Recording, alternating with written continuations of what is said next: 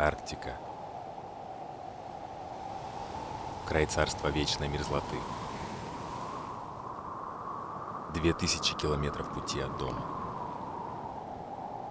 Неужели судьба завела нас так далеко? Хотя путь наш лежит гораздо дальше. Вглубь Северного Ледовитого океана.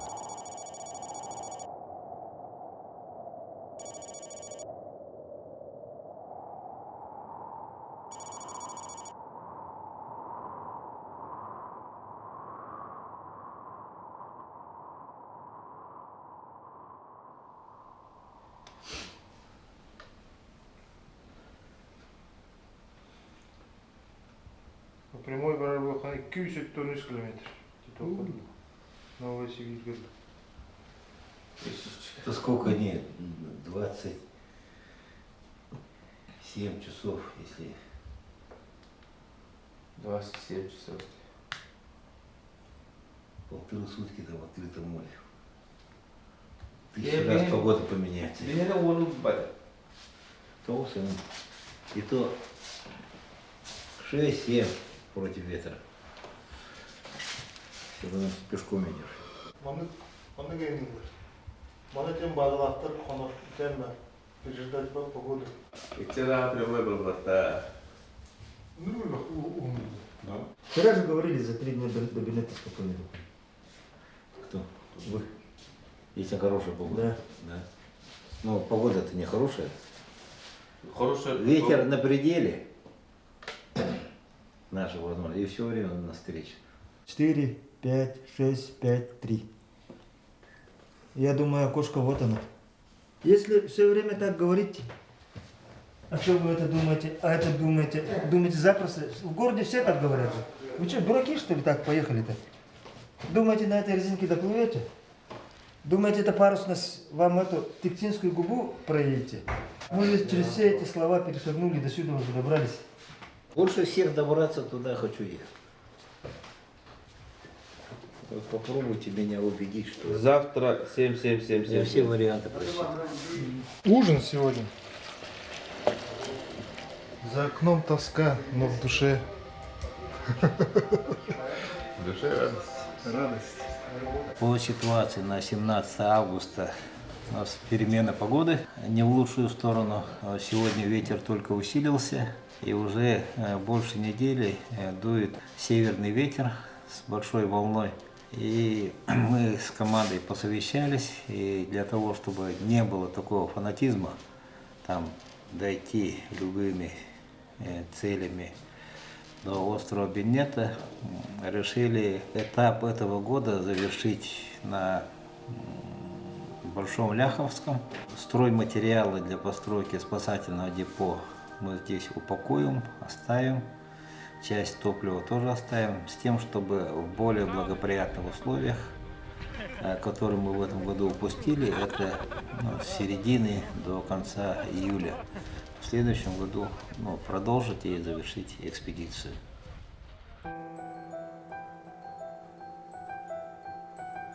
Вот и завершился первый этап нашего незабываемого путешествия на край света. Хотя никто и не планировал его разделять. Но природа диктует свои правила, и не стоит ее ослушиваться. И мы все надеемся, что в следующем году уже ничто не помешает продолжить начатое дело, и нас ждет еще более интересный и захватывающий сюжет.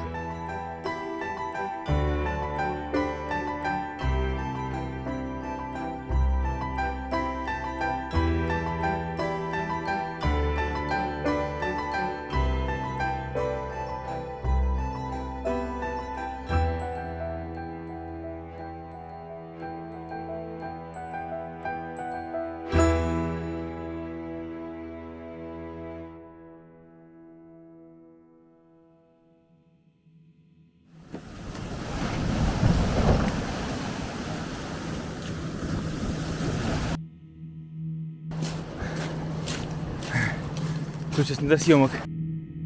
Ранец сломался. Видите?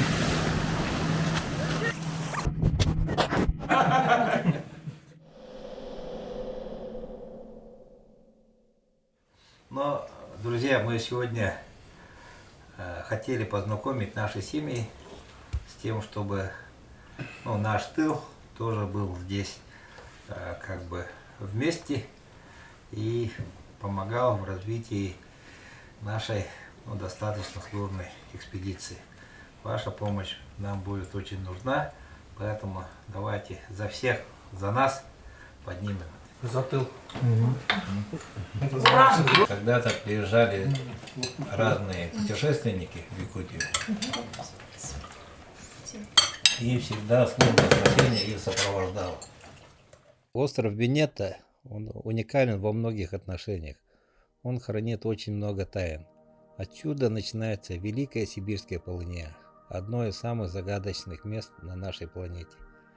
Здесь находится река, которая не замерзает в трескучие морозы. Ледоход здесь зимой и летом, поэтому он не только далекий, но и труднодоступен и для пеших путешествий, и для судоходных. Всегда парит вода. Это остров туманов. И всегда путешественники стремились открыть эту неизведанную землю. Еще Яков Санников пытался прорваться к новой земле и упирался в большую полынью. Здесь погибла экспедиция Эдуарда Толля, который искал землю Санникова. И в поисках для помощи экспедиции барона Толля сюда добирался Александр Колчак с товарищами в спасательной операции.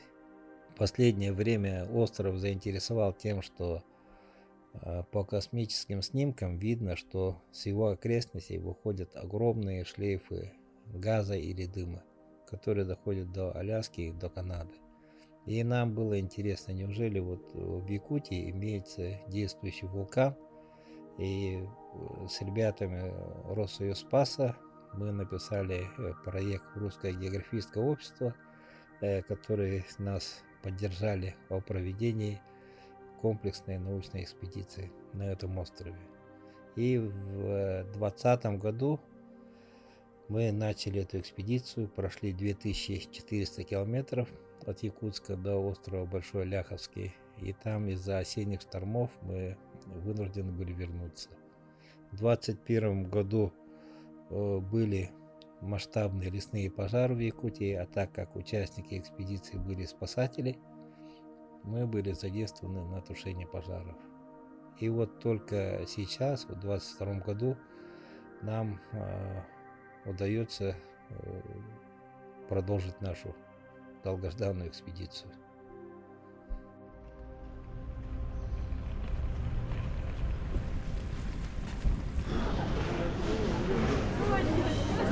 Что, готовы к полету? А ты что такой грустный?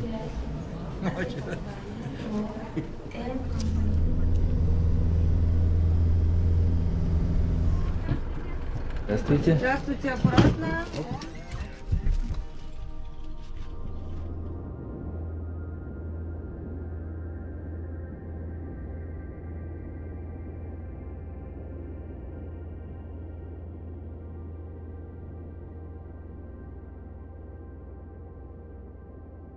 В составе экспедиции у нас в основном спасатели. Я долгое время работал руководителем службы спасения, и всех этих ребят я принимал на работу, и они прошли очень жесткий отбор. Это Валерий, Батыр, Тит и Серафим. И также в нашей команде были Нюргун Павлов, капитан катамарана, и Игорь Ермаков, Иркин Питерский. Состав очень дружный оказался. Мы первую часть экспедиции прошли очень хорошо. Застряли только из-за погоды. Но на вторую часть мы решили, для того, чтобы снизить нагрузку на катамаран, привлечь второе судно, тримаран.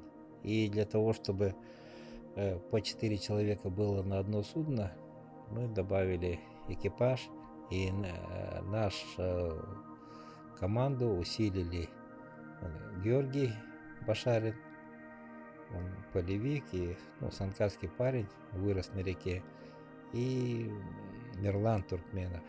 Это автопутешественник, тоже экстремал.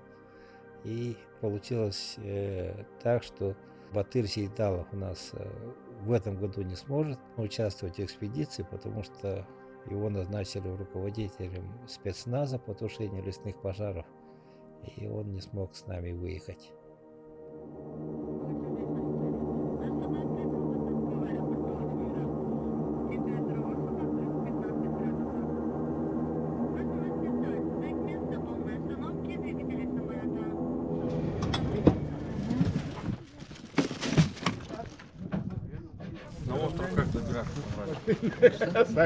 Сами не знаем.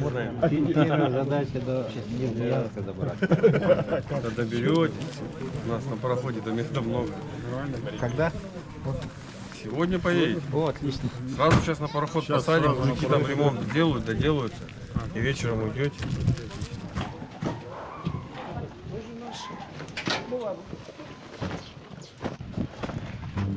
Ну что, вы готовы отправиться в это опасное приключение вместе с нами? Ощутить те эмоции, что чувствовали мы на протяжении всего времени пребывания в этих далеких и неизведанных землях. Да, заставляет на некоторые вещи смотреть по-другому. Немножко ценности меняются. Тогда вперед! Это будет незабываемое путешествие.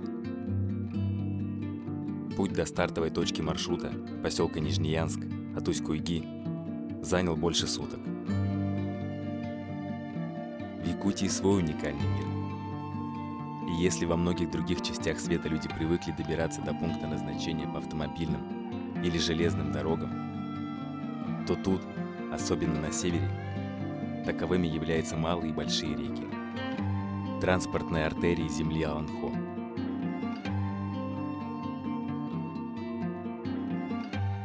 В холодное время, замерзая и покрываясь толстым 2-метровым слоем льда, образуют ледяные трассы – зимники, позволяя водителям добираться на колесном и санном транспорте в самые дальние уголки, обеспечивая людей, проживающих в этих суровых краях, не только возможностью добраться куда требуется, но и всем необходимым для жизни. Ну а летом, на достаточно короткий период, порядка 5 месяцев, оживает все возможное судоходство, от малых рыболовных катеров до разнообразного промышленного и пароходного флота.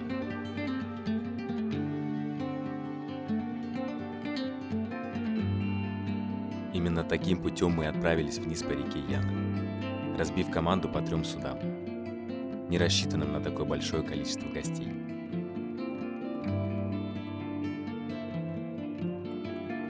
Еще не дошли до точки старта экспедиции, но дорога до нее уже заслуживает того, чтобы запомниться надолго.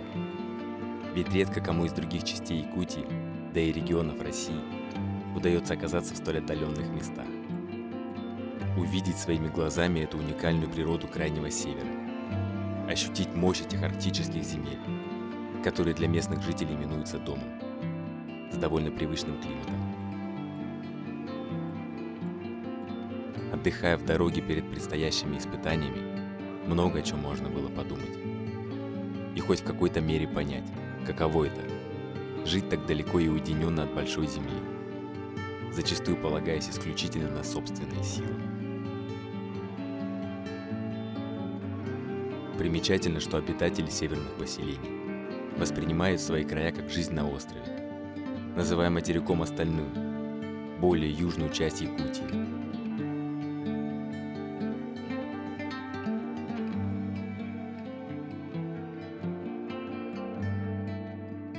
Что меня очень удивило, люди, встречающиеся нам на пути, обладают невероятным оптимизмом и позитивным отношением к жизни, несмотря на трудности проживания в непростых условиях Крайнего Севера и вечной мерзлоты.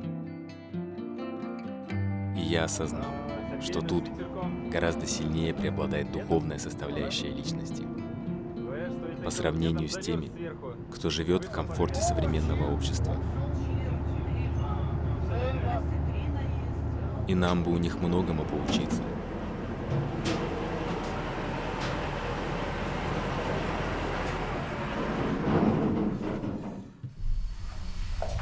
Наше сердце корабля. Что нашел, что придумал, то и поставил, то и сделал. Вот так у вас и живут. Хорошо. Мне нравится ваш позитивный настрой. Ну, а тут без этого никак нельзя. Если плакать, то вообще да, Нечего делать. нечего делать. А так, да, сами все делаем. А детей сколько у вас? У нас двое. Двое, да? Один тут, получается, сын? Да. А дочка на дочка. материке живет в Ангарске. Там 40, около 40. Детям? Да. А вам сколько? Мне 56. Да? Слушайте, север вас сохранил очень хорошо. Да, Серьезно? работа сохраняет. Диспетчер звонит, есть время, возможность? Ну, конечно, есть. Если есть возможность и время, естественно, помогаем друг другу. Там, забираем, ездим. Получается круглыми сутками практически. Сколько у вас учеников в школе? 11. И учителей? Учителей 4-5 4. учителей всего. По всем урокам. Счастливо. Все, до свидания. Вам тоже, свидания. да? Все хорошо. Так, ничего не забыл? Да-да-да. Надо бежать. Надо бежать. Если что-то забыл, тут не пропадет. Да, хорошо. Нижнеянск является очень важным транспортным узлом, куда крупные суда доставляют необходимые для жизни далеких поселков ресурсы, которые направляются дальше, вглубь материка, по мелководным рекам. Именно тут и начинал свой путь по морю Колчак. И мы планируем, по возможности, пройти по его следам. На местной нефтебазе нам удалось познакомиться с ее руководителем. И, как оказалось, будущим главой поселка, которым он стал буквально через несколько недель после нашей встречи. Прогноз погоды на субботу-воскресенье ветер, поэтому как раз вам время собрать технику, испытать ее. Наверное, сохранить казбыт тоже как топливом, да, помогает? Ну, понятно, кто чем богат, тот тем помогает. Надеюсь, он сможет изменить ситуацию к лучшему. Ведь сегодня многое зависит не только от системных процессов, но и ответственной работы людей на местах. Если в управлении сможет наконец прийти как можно больше патриотов и людей, искренне болеющих за благополучие России, то, объединившись, мы сможем построить наше светлое будущее. Каждый на своем месте. В каждом поселке. Он все это сделал, блин, а Здесь другие много взяли. от советского прошлого очень много осталось всего. Там есть поселки тоже, если что, походите. Мы гуляли, я 2 года назад, Ага. когда видел там вот серп и молот такие, Да, там да, классно да. вообще. Мне советские символы очень нравятся. Ну, Отучился в остались. институте, вернулся потом сюда и вот То есть не бросили свой родной поселок. уже 35 получается. лет уже на нефтебазе. Они здесь фельдшерский пункт? Нет. Был раньше В таком здесь. же доме мы Не, 2 ну, года назад был. были. Был Да-да-да, раньше был. здесь. 2 года назад он как раз здесь и был, А. вот, с этого крыльца. А сейчас у нас даже фельдшера нет. Да. В спасательной форме. Где оркестр, Игорек? Заходите, гости дорогие. Наконец мы разместились в местной гостинице и начали подготовку к отплытию. Здравствуйте. Встречайте гостей с Якутска. Все вещи забрали, да? Нет. Целью экспедиции является проведение экологических исследований, испытание спасательных технологий и заложить основу для системных научных исследований, построить якутское жилище «Балаган» в качестве спасательного депо и научного стационара, а также установить поклонный православный крест и Сергея, это как символ якутского народа о том, что земля имеет хозяина. Ну, здравствуй, кочевник. Добрался ты до севера. Алло, доброе утро, Константин Петрович. Скрыть хотите?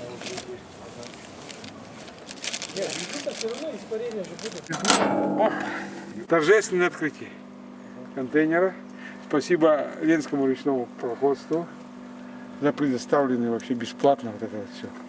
И привезли сюда, и потом мы все приедем, когда все загрузим, и они опять бесплатно везут. Одновременно смотрим, что, как у нас доехал. Запах стойкий топлива присутствует.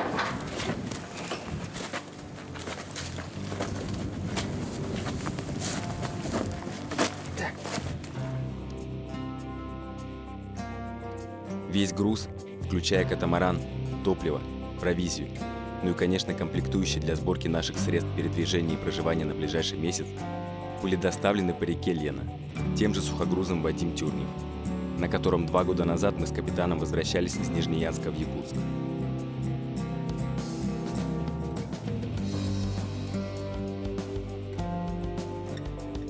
Для снижения рисков было решено использовать 2 катамарана. Вернее, вторым судном был выбран более грузоподъемный тримаран, произведенный из того же материала и теми же специалистами, что и наш катамаран-кочевник, под руководством знаменитого путешественника, мастера спорта по водному туризму, Кулика Анатолия Павловича. Непосредственно тот плот, который мы делаем для этой экспедиции на остров Венето, он будет стоять не из 2 поплавков, как катамаран, а будет стоять из 3 поплавков. То есть, вот, чтобы 7 тонн эти провести груза, которые предполагается, поперечные балки с продольными трубами будут связаны именно веревками.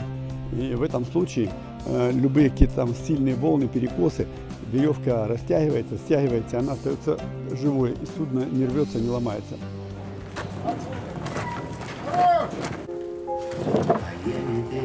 Вот до самолета толкни.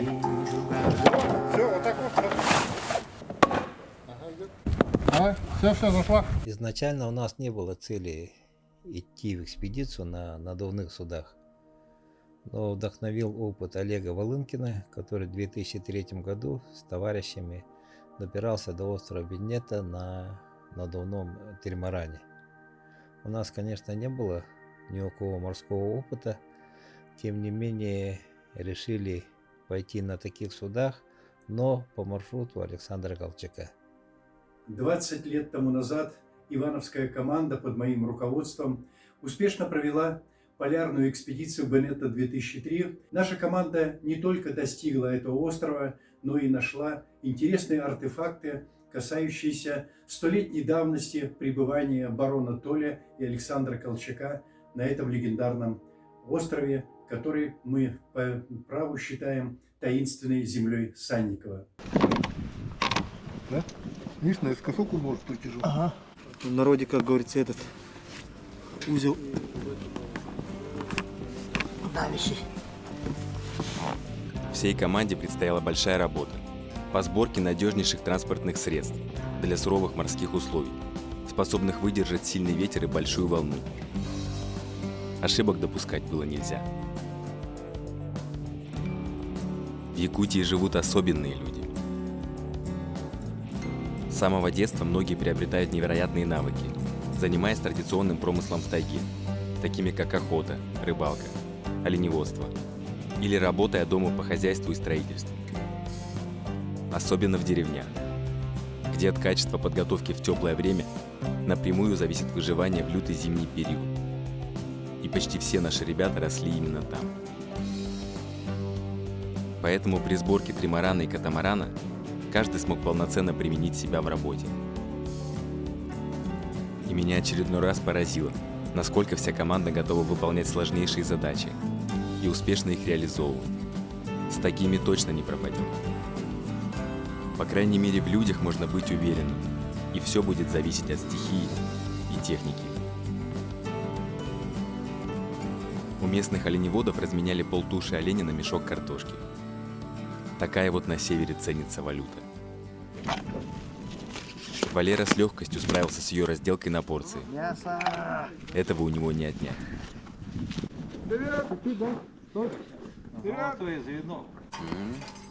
Можно прям есть сырым?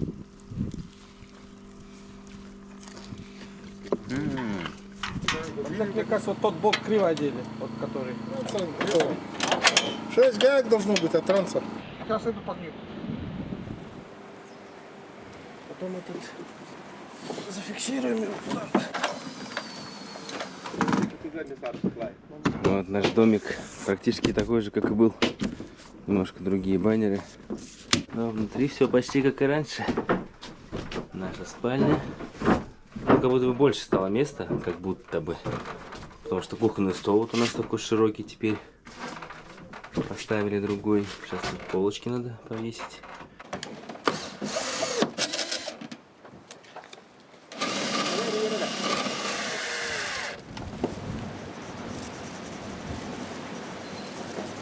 И вот через 5 дней подготовки мы были полностью готовы к погрузке и выходу.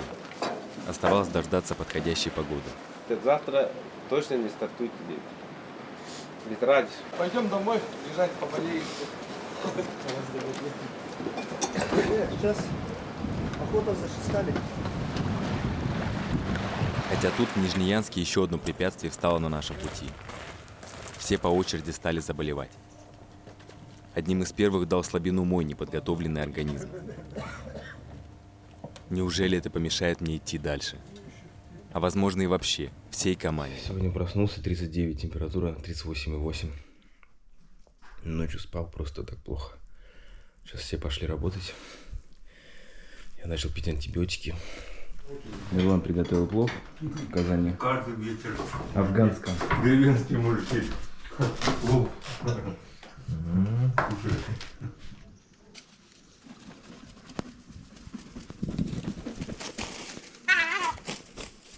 Борьба за пищу.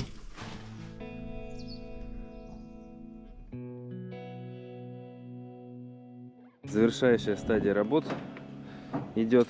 Сухой это пикет. Но на наше счастье мы постепенно начали восстанавливаться. И в момент готовности к выходу все более-менее пришли в себя.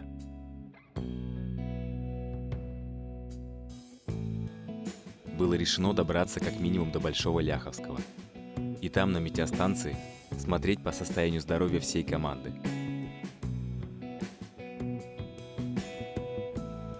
С Арктикой шутки плохи. И дальше обстановка легче и комфортнее не станет.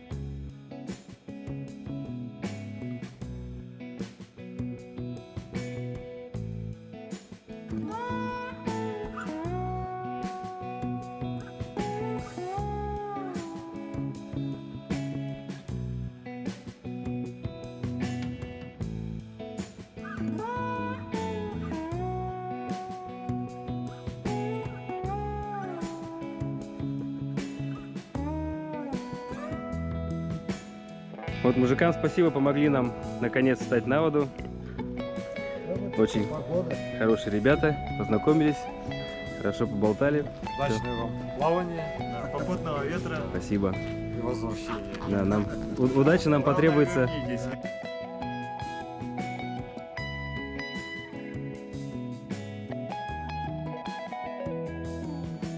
Пока молодые еще можно жить. Так, а ты живешь тут, да? Да, Постоянно? Место. В Как? том году же были, да, вот эти? Это первый Да. раз? Нет, я был. А, был уже? Позапрошлым. А, точно, вот тебя же я видел в палатке, ты спал. Да. Заходил. Привет всем на большой земле. Ну, приезжай к нам в гости.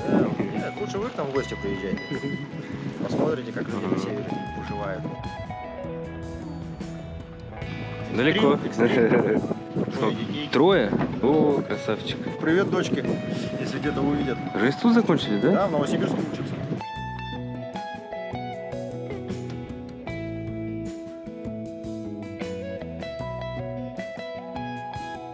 Вот коллегу, спасателя Артема Прохорова. Благодарим за поддержку всемирную. Вот такси приехал.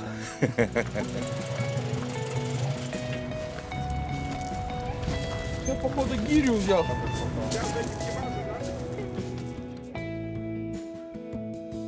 Погода стихала к ночи 18 августа. И было принято решение выходить, не дожидаясь утра. Отдать концы! Радости нашей не было предела. Ведь лежа с температурой в постели еще пару дней назад, я искренне думал, что моя экспедиция закончилась тут, на берегу. Хотя было и немного страшновато, ведь мы понимали, насколько опасен для жизни этот путь. И, видимо, наши организмы немного сопротивлялись.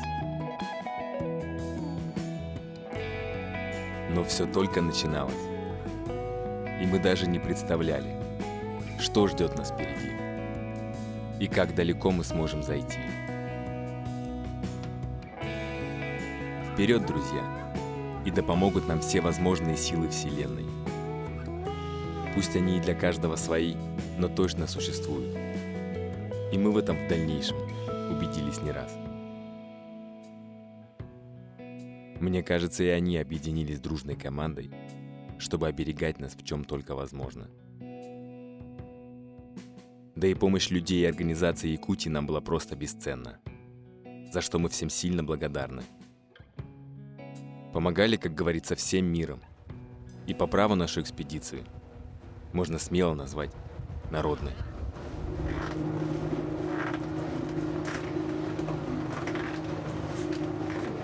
Как 2 года назад. Как будто бы вчера. Да. Всю жизнь. Даже походка такая осталась от потолка.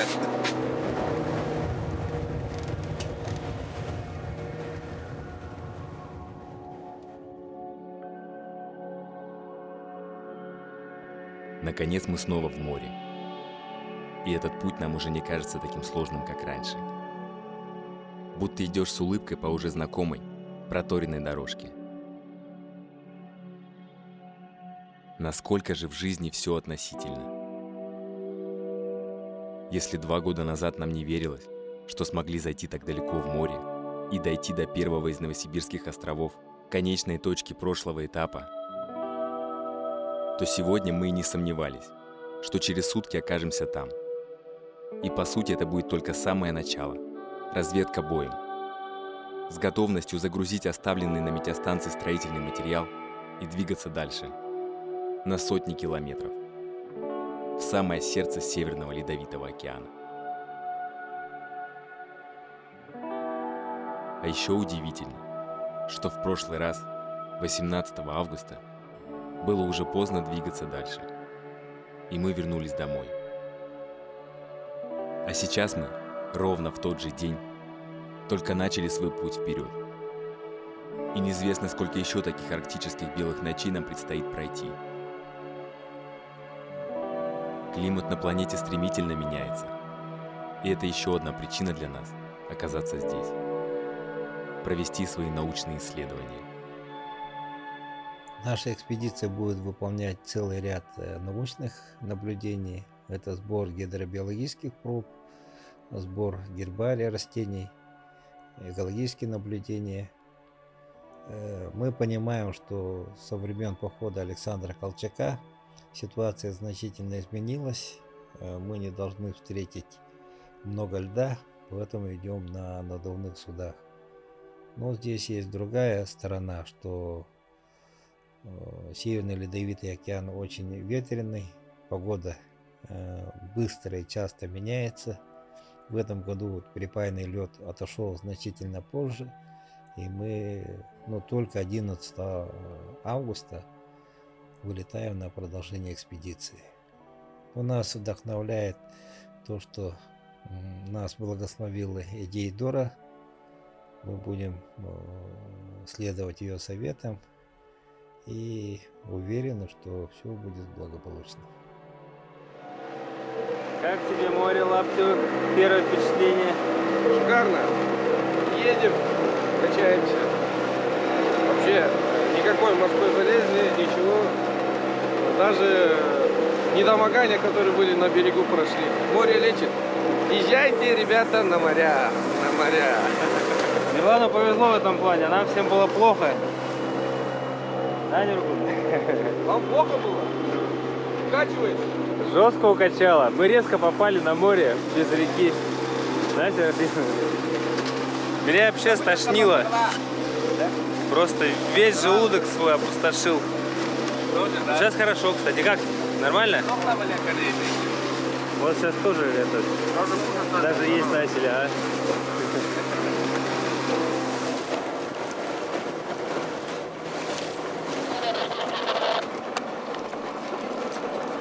Давай.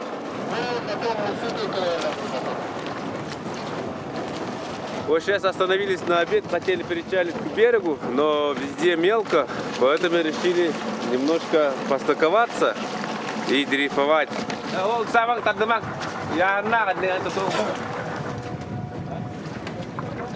Наша первая стыковка. В палатке нормально спать? Да, отлично. Очень хорошо. Не шумит там, как у нас? Нет, такого нет. Вот это хорошо.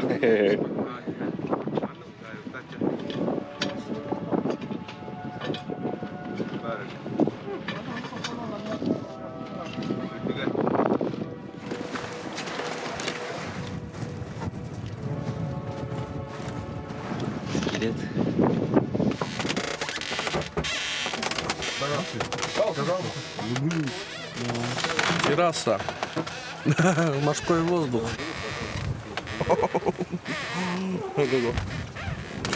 Это божественно. Почти 17 часов прошло с последнего ужина. Он тримаран на одной воде ехал. Пора надевать купальники.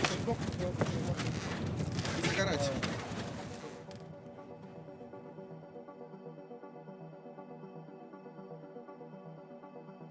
Путь до метеостанции занял около 30 часов непрерывного движения, со скоростью порядка 12 км в час. И вновь нас окружают бескрайние морские просторы.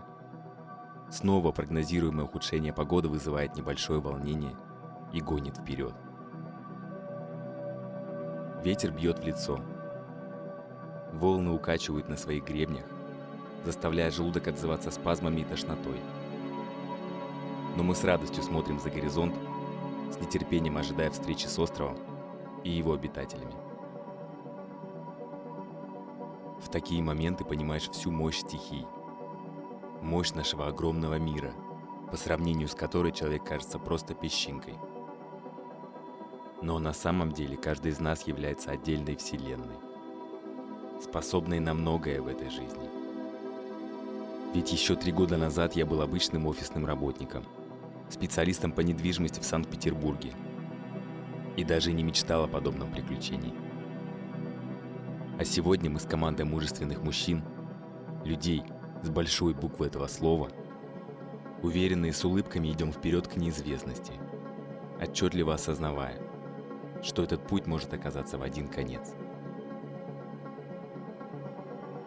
Я захотел изменить свою судьбу и сделал это. И так сможет каждый, если поверит в свои мечты и собственные безграничные возможности. Только мы сами являемся главным препятствием на нашем жизненном пути. В таких глубоких мыслях меня и застал на горизонте постепенно приближающийся остров Большой Ляховский. Неужели наши ноги снова коснутся этой далекой, но уже близкой сердцу земли, где все так по-родному тепло и знакомо?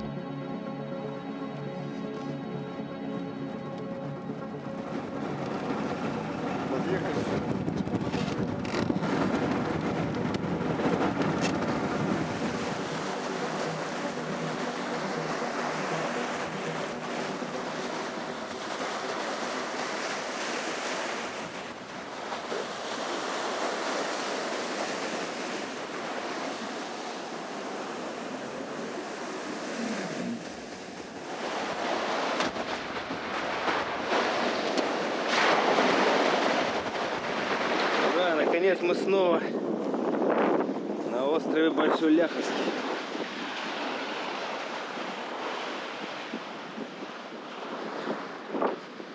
Привязались как смогли, здесь не за что зацепиться.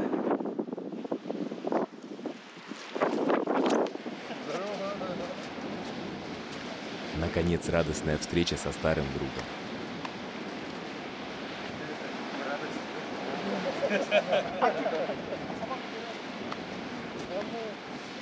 Лягушка-путешественница. С нами отпустишь? А? Отпустишь, нет? Нет, медведь скоро должен быть. Да? Эту собаку я подарил этой метеостанции. Зверовой. Охотничья лайка. Якутская охотничья лайка. Родители зверовые же. Как и в прошлый раз, метеоролог Александр стоит на своем посту, работая вахтами до 2 лет. И лишь на несколько месяцев уезжая увидеть родных. В город Омск. В этом году он по трагической причине остался без напарницы и уже почти полгода работает ежедневно в полном одиночестве. Лишь в компании якутской лайки, которую год назад подарил метеостанции наш капитан. Ну и, конечно, других арктических животных. Я даже не представляю, насколько сложен этот труд. В такой невероятной к осознанию дали от дома, где абсолютно все лежит исключительно на твоих плечах.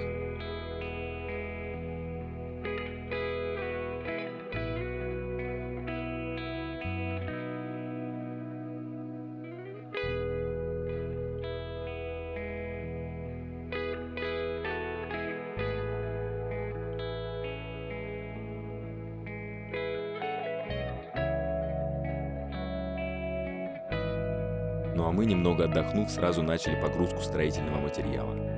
Медлить было нельзя, пока стояла более-менее приемлемая погода. Благо, коллективная работа уже стала делом привычным, и мы справились буквально в течение дня. Да и здоровье удивительным образом у всех пришло просто в отличное состояние.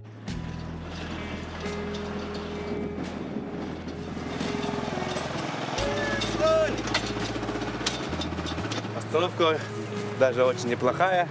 Все наши материалы, они сохранились на ура. Ничего там не сгнило, наоборот, подсохло некоторых. Так что отлично, парни. Едем дальше. Все, когда, помните, обрабатывали пленкой, скотчем. На ура, они свое дело сделали. Таня, как всегда, нам оказывает неоценимую помощь. Конечно. В чем только возможно. Ну как ты тут? Да, потихоньку. Год Работаем, уже? Год уже? Почти. И еще год. Еще год. Еще год.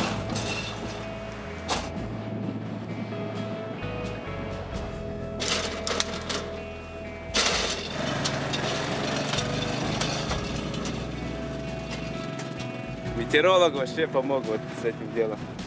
В тот раз, помнишь, мы все это руками таскали на себе, а тут вот быстренько на железном коне.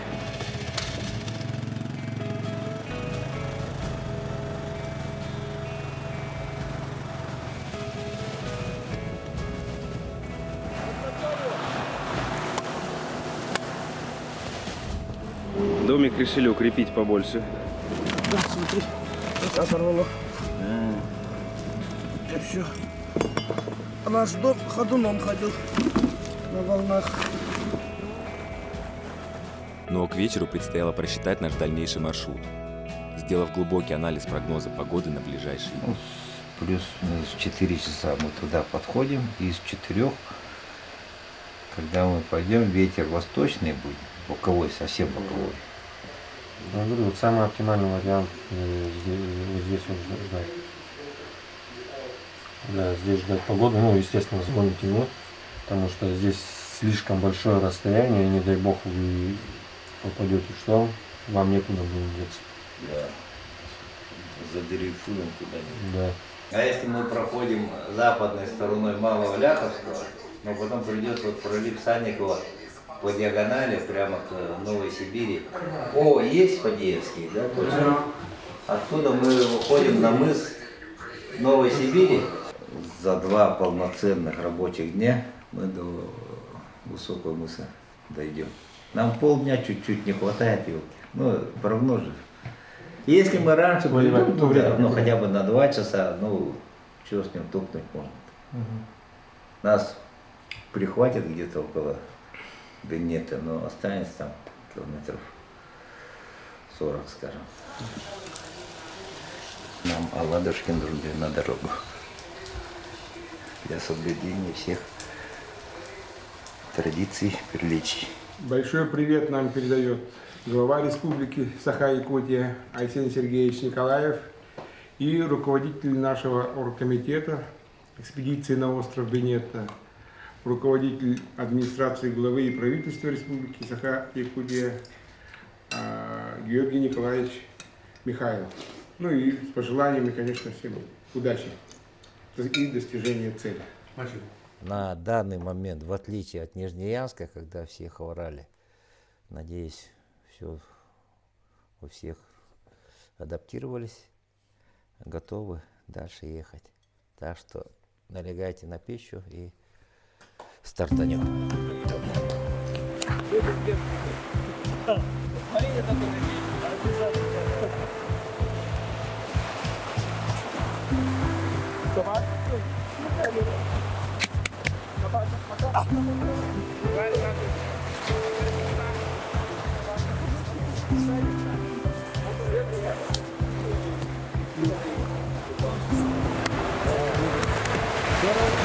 Скоро поедем. Годик остался. На острове я стал замечать, что для нас перемешались утро-ночь, день, вечер. И от их течения мы практически перестали зависеть. Погодные расчеты были сделаны буквально на часы. И медлить было нельзя. Снова принято решение выходить в ночь, непрерывным ходом, чтобы успеть до шторма за 2 суток дойти на остров Новая Сибирь и забазироваться на мысе Высоком, откуда останется последний марш-бросок в 130 километров до острова Бенетта. Главное — поймать подходящую погоду для прохода по открытому ледовитому океану, самому опасному участку пути.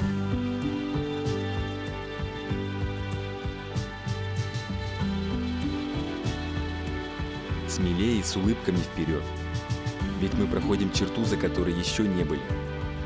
И до сих пор не верится, что скоро сможем пройти на сотни километров дальше.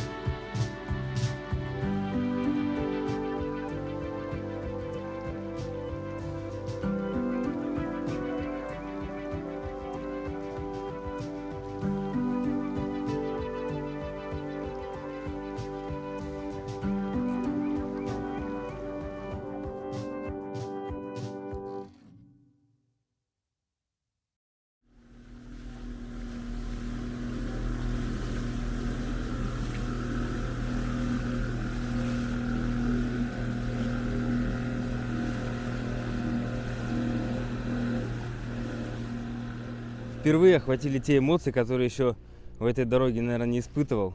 Потому что все, что мы шли до этого, до Большого Ляховска, мы этот путь уже проходили 2 года назад. И хоть было такое теплое чувство снова увидеть все эти места, но сейчас возникла эмоция, когда ты идешь в новое неизвестное тебе место. Здесь мы еще не были, куда идем сейчас. За Большеляховский, Малый Ляховский, Котельный. Если честно, вот сейчас хочу поделиться эмоциями, мне даже не верится, что мы будем там, где мы будем через 2 дня. Если мы дойдем до Новой Сибири, и нам останется 1 марш-бросок до Бенетта, и еще окажемся на Бенетте, это будет просто то, чего мы ждали эти 2 года всей командой. Ну, конечно, надо успешно завершить экспедицию и окончательно радоваться дома, на берегу, но тем не менее сейчас нахлынули эмоции пути в неизведанные дали. Наверное, как-то так.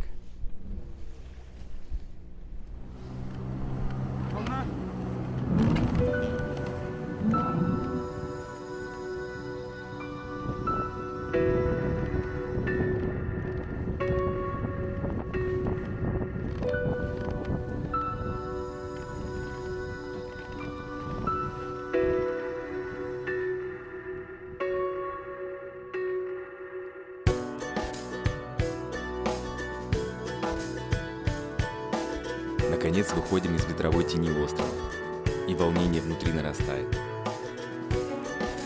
Ветер резко усилился, а волна стала больше и агрессивнее.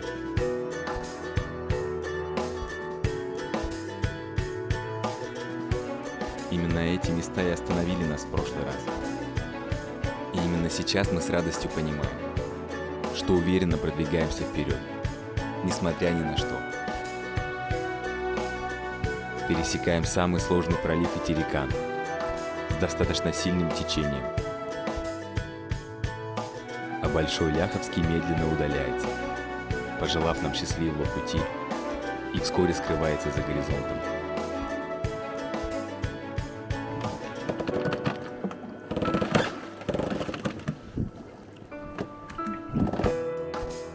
И вот к рассвету вышедшее яркое солнце осветило приземистые берега Малого Ляховского, где более 100 лет назад зимовали в построенной избушке барон де Толь и Колчак.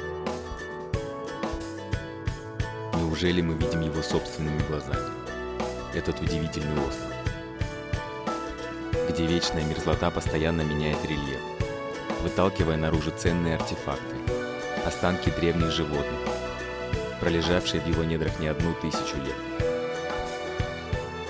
Чем и притягивает сюда отчаянных охотников за удачей, добытчиков бивни мамонта, ежегодно рискующих жизнями в поисках ценных сокровищ.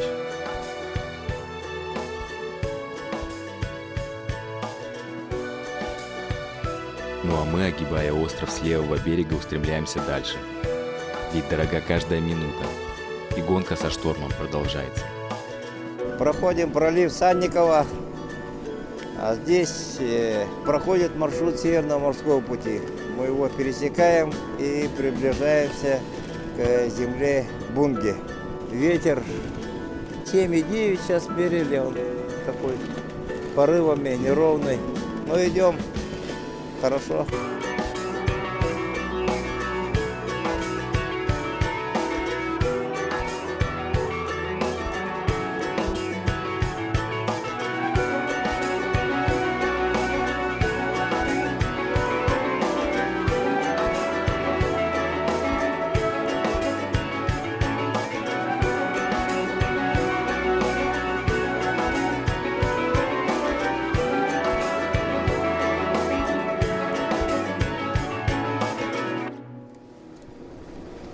Мы прошли пролив Санникова и вот идем вдоль земли Бунге.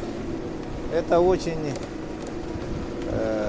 известная среди полярников труднодоступная местность.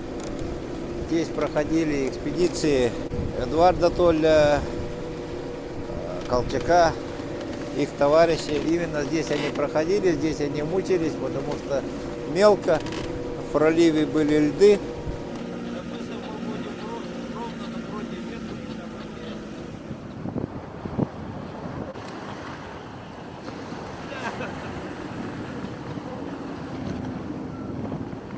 Это что-то, нечто. На ваших глазах я вступаю впервые на такие далекие арктические земли. Хотя, конечно, это выглядит как бескрайняя, безжизненная пустыня. Но, тем не менее, это Арктика. Это место, куда вообще мало кому удается попасть в жизни. И вот мы здесь. Просто что-то непередаваемое. Невероятно. Неужели мы продвинулись настолько вперед?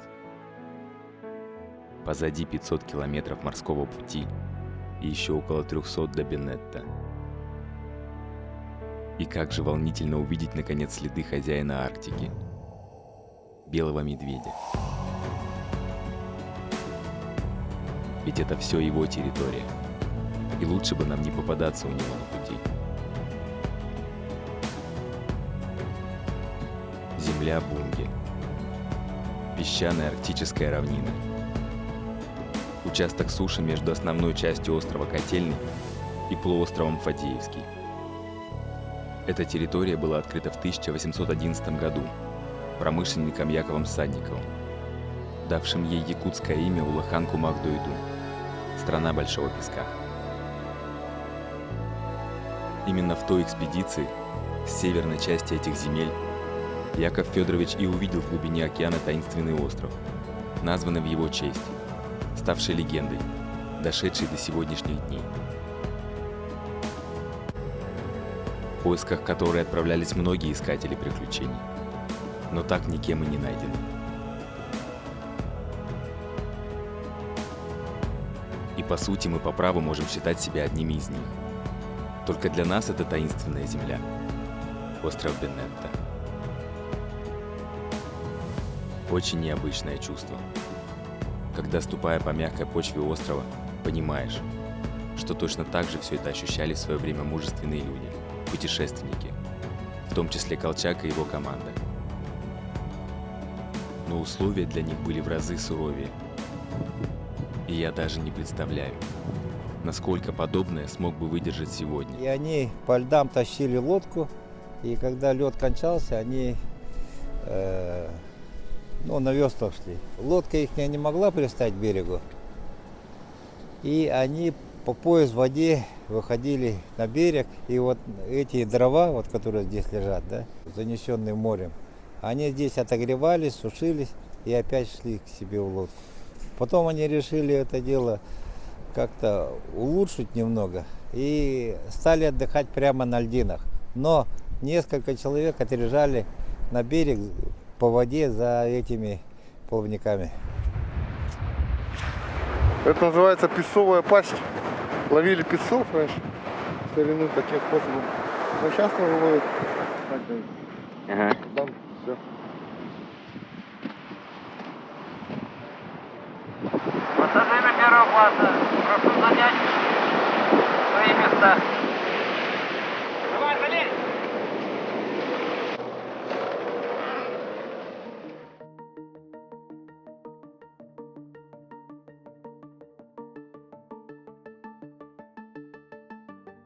покидаем песчаные берега земли Бунги, в достижение которых мне не верилось еще вчера. Как и сейчас не верится в то, что скоро наши ноги ступят на следующий остров, а там и последний рывок.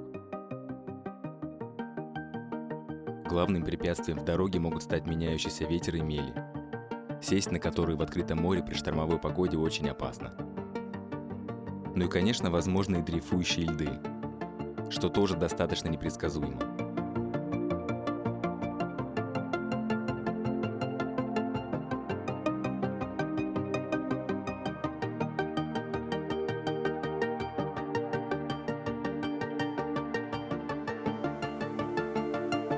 День сменяется ночью.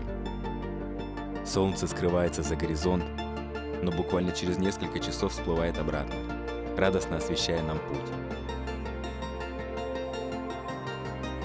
А мы с Нургуном не спим, несем вахту и наблюдаем воочию всю эту красоту. И улыбаемся, глядя вперед, ведь уже где-то в той стороне, прямо по курсу, прячется в тумане остров Бенетта.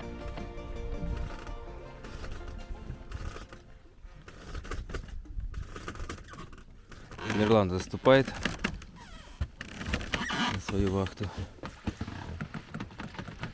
Смена караула.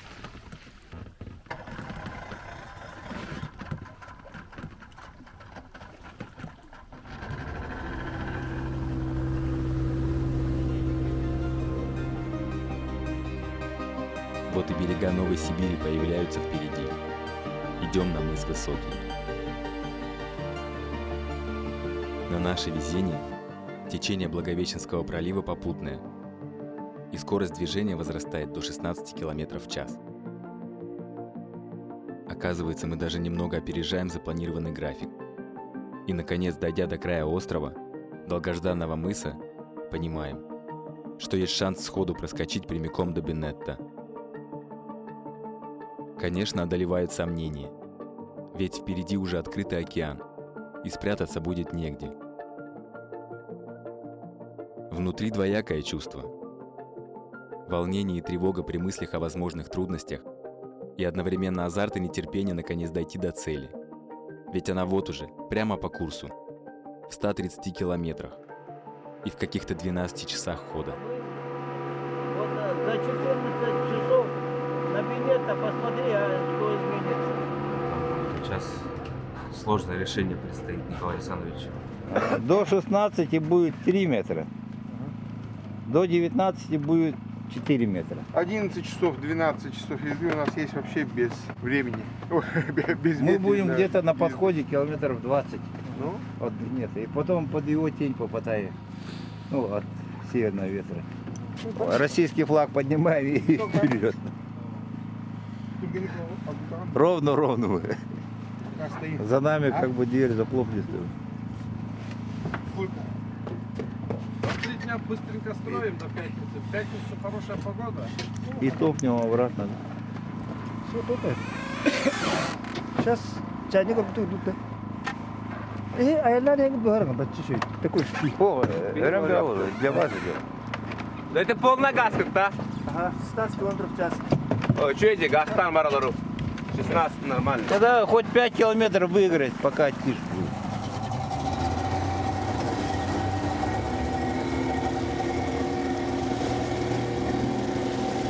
Сегодня, в понедельник, мы подошли к мысу Высокий, шли самым максимальным быстрым ходом, чтобы попасть в маленький промежуток по прогнозу, когда устанавливается погода, более-менее нормальная, от Новой Сибири до Бенетты. Как раз сейчас получается впритык, тютелька в тютельку. Ну, прогноз-то, конечно, может и ошибаться, но потому что мы имеем, у нас имеется шанс сегодня добраться до острова Бенетта, и мы решили идти вперед.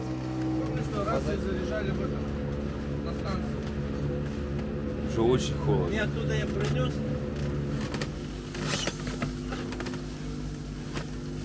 На всех парах идем на Бенетта. Включаем второй двигатель.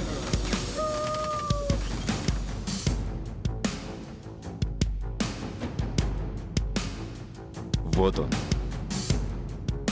Последний рывок. Финишная прямая. Момент, которого все ждали несколько лет. Еще вчера такой далекий, а сегодня уже в направлении взгляда. Мечта, которая вот-вот осуществится.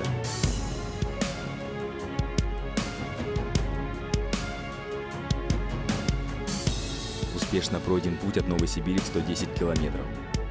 Остается всего 20. А острова с вершины в 426 метров все не видно. Все наши взгляды безмолвно устремлены вперед. Где же он? Неужели отклонились от курса? Вот сверху белые полоски снега или что, вот он. Но вдруг мы поняли, что темные пятна над океаном, казавшиеся нам дождевыми облаками, это и есть Бенетта. Скалистая вершина, покрытая ледником и туманом. Входим на территорию острова Бенетта. Приблизились на 20 с чем-то километров. Добро, спасибо.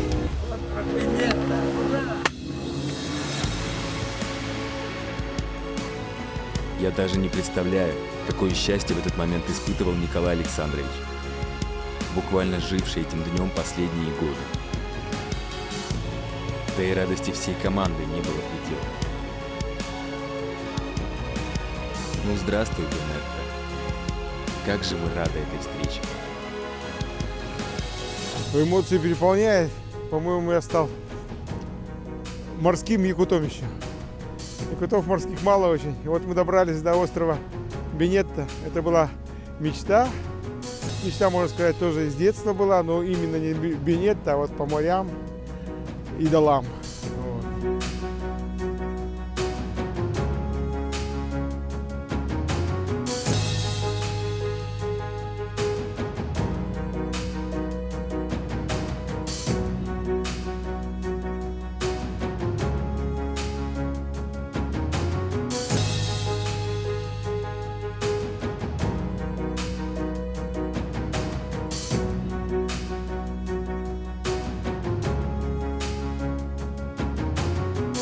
Вот и наконец достигли нашего острова.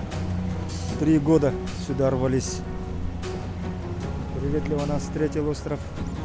Маржей показал радость чуть-чуть, наверное, а после придет. Сейчас, наверное, усталость у всех накопилась из-за долго этой.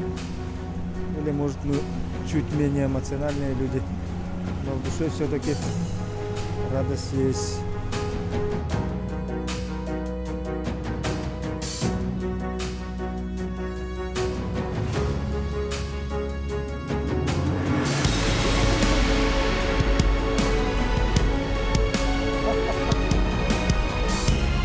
Мишка, Мишка.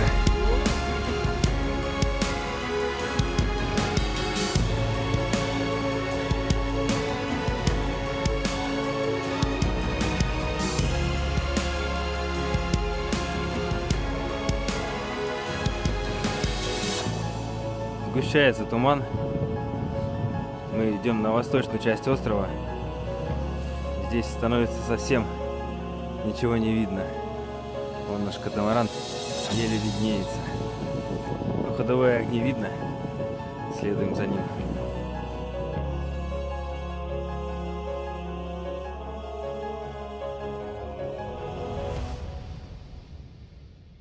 Тускоту миндойдум, тускоту минжолум, минжолум тапталым уята, минжолум тапталым йөрүтә. Почти 12 часов мы доехали до Бенетта, 135 километров. Восторг неописуемый. И при этом некоторое волнение. Видели Мишку, это его территория. Что делать, если он придет, не знаем. Не знаем, как сейчас будет, если шторма начнутся, где мы сейчас будем, что мы сейчас будем. Пока вот для меня лично это неизвестность. Такое чувство вот. Сижу, наслаждаюсь, ну и не думаю об этом. Надеюсь, ребята знают, что делают. Не надеюсь, это точно. Разберемся. Сейчас идем в то место, которое изначально запланировали под строительство домика.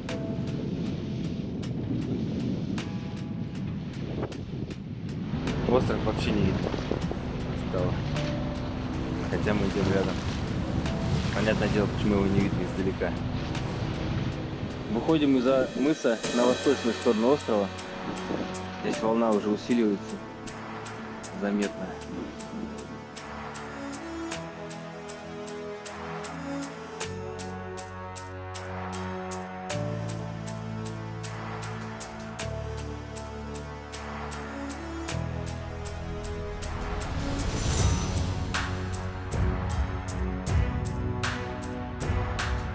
Но дойти в таком тумане до намеченной точки базирования в итоге не удалось. Около 4 часов искали подходящий для причаливания берег, укрытый от волн и ветра. Но отсутствие нормальной видимости и неспокойное море не позволили это сделать ближе к месту строительства. Волна била катамаран на берег, не позволяя нормально встать и закрепиться. Пришлось вернуться назад на 8 километров, в небольшую бухту, которая уже в ночи приняла нас спокойствием и долгожданным уютом. Нормальное вот местечко. Надо всем передохнуть, что так это было сложновато.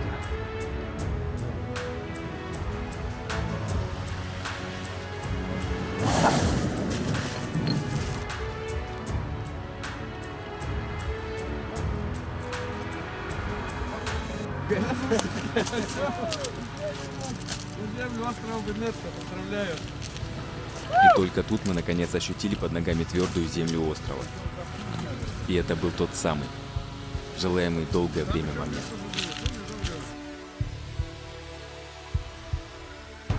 Наша первая ночь на Бенетта.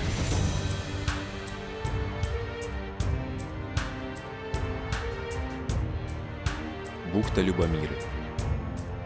Так Николай Александрович назовет это знаковое для нас место. В честь своей любимой супруги, идущей с ним рука об руку большую часть жизни и помогающей всем нам, чем только возможно, на протяжении всего пути. Так же, как и их дети. Ну а позже это название появится и на официальных картах России. Доехали. Ура! Папа молодец! Молодец, папа, ты самый лучший! Мы этого ждали 2 года. Ребята наконец-то дошли. Мы так волновались. Ночами не спали. Каждые 2 часа Саша мониторил прогноз погоды. Мы наблюдали за ребятами в режиме онлайн и передавали им данные о погоде. И получилось, что сложилось несколько факторов, и мы смогли подстроить маршрут ребят под око бури, которая двигалась также на север. Само по себе это явление довольно редкое. Вокруг этого участка бушуют волны, шторма, ветра, а в центре более-менее затишье. И получилось так, что ребята вместе с этим оком бури шли до острова Бенетта. Сегодня впервые спали все одновременно в тесноте, но в принципе нормально. Но генератор шумел всю ночь, потому что мы сушились. Вот у нас тут сушилка. Вещи надо было, чтобы обсохли.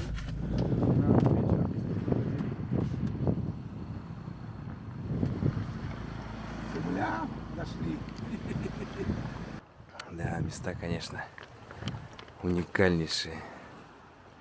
Когда еще в жизни в таком месте побываешь. Холодно, зябко, но вообще на это не обращаешь внимания. Это все пройдет. Останутся только воспоминания. Сейчас будет трудно.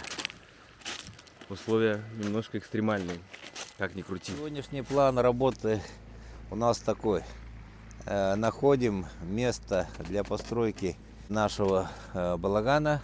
Вчера четко место не определили, и то, что заранее мы планировали, сегодня разведаем. Ветер поменялся у нас на северный, поэтому надеюсь, то место, которое мы вчера осматривали, она будет более удобной для подхода катамаранов.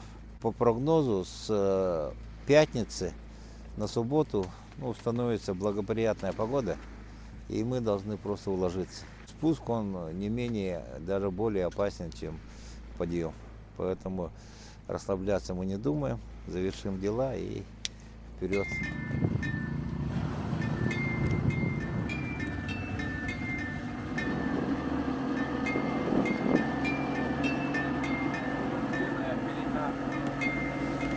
Мотор плохо работает.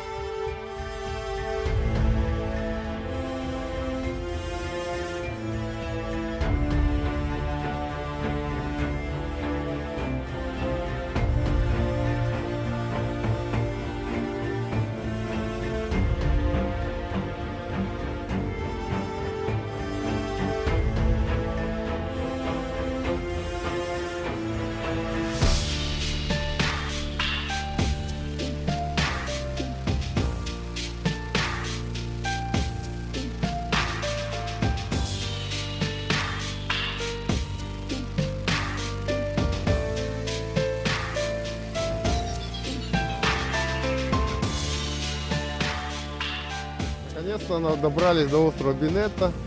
В принципе, я не сомневался в своем катамаране, то, что он выдержит такое испытание. Очень рад, но у меня радость такая, прям ликую внутри. Эмоции сильно не показываю, потому что это преждевременно. Я буду радоваться уже в Якутске, когда приеду домой. Бинетта — это такой остров, жемчужина Ледовитого океана. И, между прочим, самый высокий остров в Якутии. А возможно и в России, я не знаю.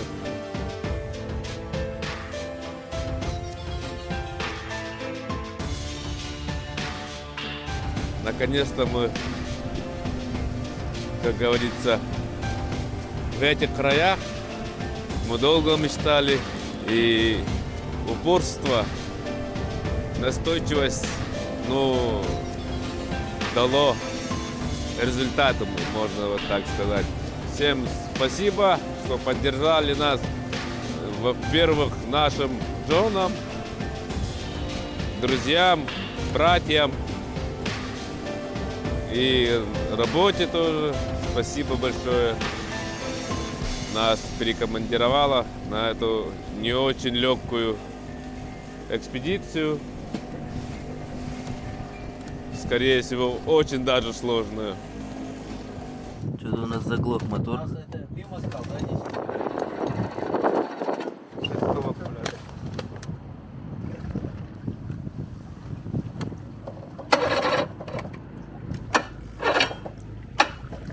Это очень неприятная ситуация. Сейчас нас могут взять на буксир, но что там делать дальше? Как парковаться, как что?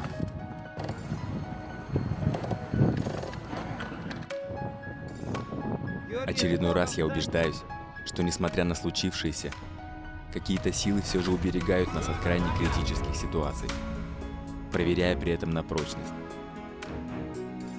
Ведь мы вышли не на легкую прогулку и должны еще заслужить успеха нашего мероприятия.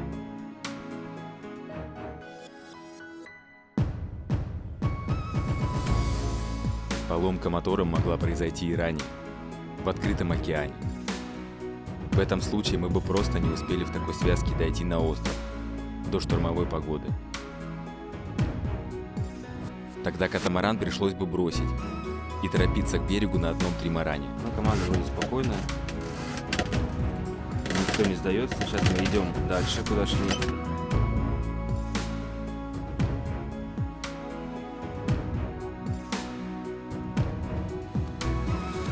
Само по себе одеться в такой одежде — это отдельный испытание. Будем испытывать самородники на море, говорили они.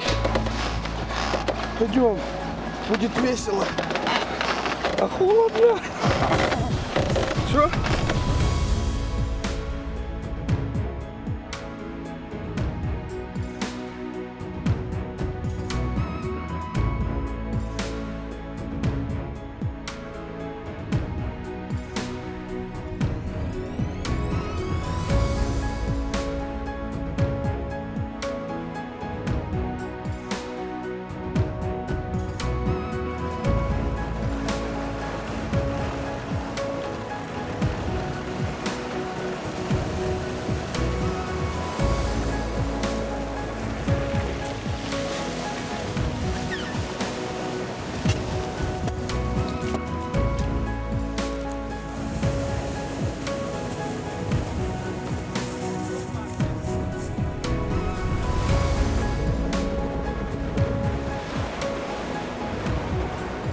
Порвалась одна из веревок.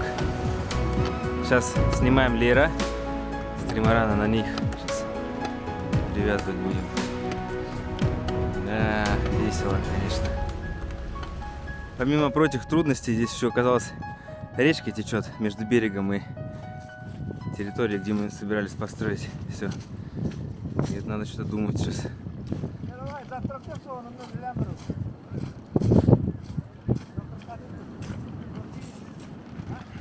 Сейчас у нас дилемма, как бы так одеться, чтобы не вспотеть и не замерзнуть. Предстоит самая такая интенсивная часть нашей работы – разгрузка и перетаскивание всего материала к месту сборки домика. После недолгих обсуждений было решено сразу начинать разборку тримарана. Разгружать и транспортировать строительный материал и параллельно укладывать фундамент балагана. Ну и, конечно, определить подходящие места для установки креста и СРГ.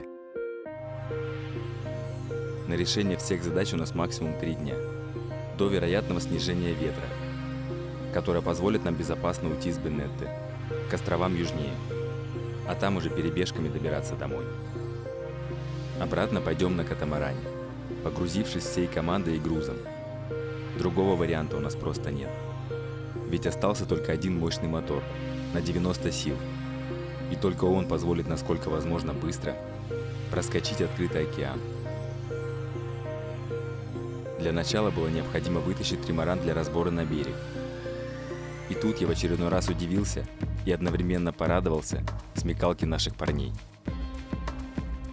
На сплошной морской гальке умудрились соорудить достаточно стойкие упоры, способные вытянуть лебедкой вес порядка 700 килограмм. Ух, и вот это, конечно, непросто. И дальше еще нам вот это все таскать вон туда. Запарковали надежнее катамаран и приступили к разгрузке.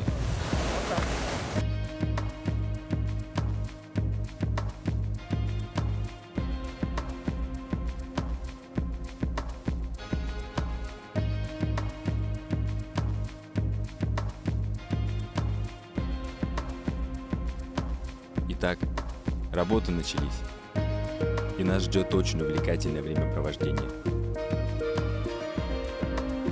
В холоде, тяжелом труде, наслаждении арктическими пейзажами и волнении в ожидании возможных белых гостей, а вернее хозяев острова, особенно ночью, во время сна в палатке.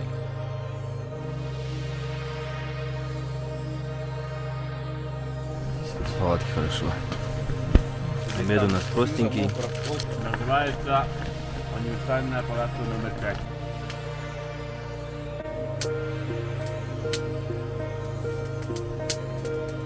Температура, сами можете видеть, какая.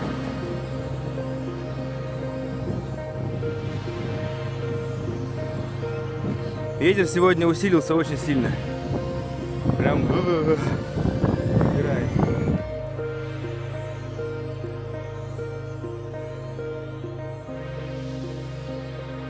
Я делаю свою прямую работу по гидробиологии. Берем пробу вот на таких пробирках, и чтобы узнать количество микроорганизмов в воде.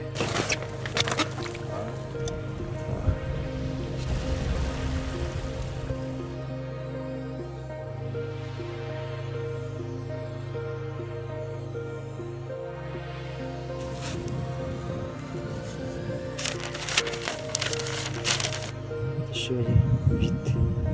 Экземплярчик. Теперь надо все сложить правильным образом.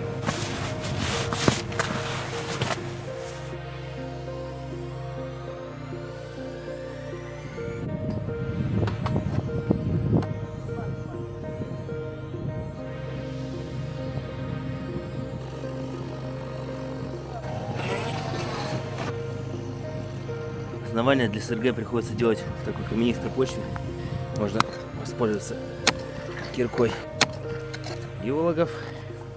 Где жили геологи, и чтобы уберегаться от медведей, они построили вот такую крепкое жилье. Но приходил и медведь, здесь все разбросал. Вполне крепкое, уютненькое гнездышко, да? Те, кто был на Бенете, наверное, уже как это, земляки, бенетчане, сразу, наверное, с полуслова друг друга поймут. Ну да. Но по духу явно близкие люди. Домик было решено построить в форме традиционного якутского балагана, проверенного веками жилища народа Саха, наиболее подходящего для суровых условий севера.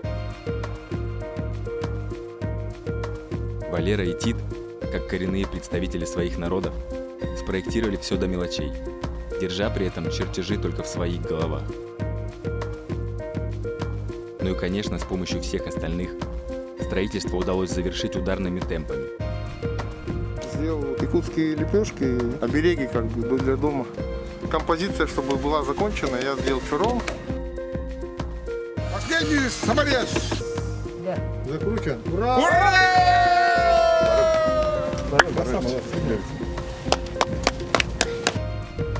Запад.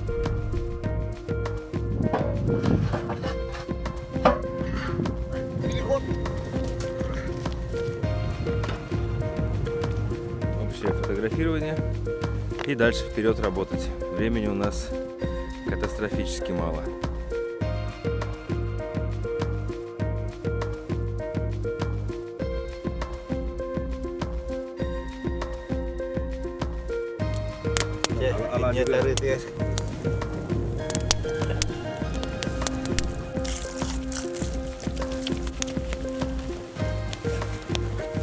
Ага, Иригер! Уруй! Айхал! Уруй! Айхал! Уруй! Айхал! Айхал! Айхал!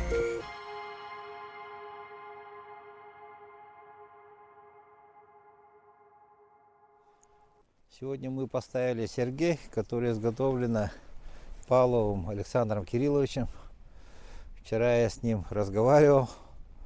Он очень обрадовался, что Сергей дошло до места предназначения. И на самой северной точке нашей республики появилась это Сергей. Хотелось бы ему передать большую благодарность.